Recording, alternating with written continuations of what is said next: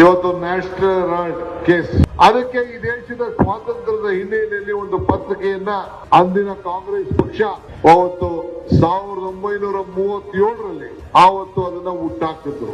ಅದು ಕಾಂಗ್ರೆಸ್ ಪಕ್ಷದ ಆಸ್ತಿ. ಅದು ಸೋನಿಯಾ ಗಾಂಧಿ, ರಾಹುಲ್ ಗಾಂಧಿ, ಆಸ್ಕರ್ ಫರ್ನಾಂಡಿಸ್, ಮೋತಿಲಾಲ್ ವೋರಾ ಅವರ ಆಸ್ತಿ ಆಗಿರ್ಲಿಲ್ಲ.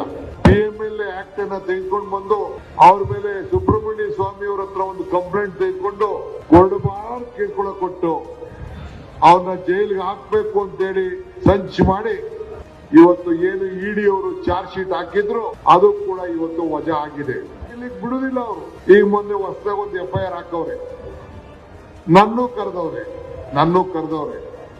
ನನಗೂ ನೋಟಿಸ್ ಕೊಟ್ಟವ್ರೆ. 22ನೇ ತಾರೀಕು ನಾನು ಹೋಗ್ತಾ ಇದ್ದೀನಿ. ಗಾಂಧಿ ಕುಟುಂಬ ಕೋಟ್ಯಾಂತರ ರೂಪಾಯಿ ಆಸ್ತಿ ಕುಟುಂಬ. ಮೋತಿಲಾಲ್ ನೆಹರು ಅವರ ಕಾಲದಲ್ಲೇ ಎಲ್ಲ ಕೂಡ ಸರ್ಕಾರಕ್ಕೆ ದಾನ ಮಾಡಿಬಿಟ್ರು.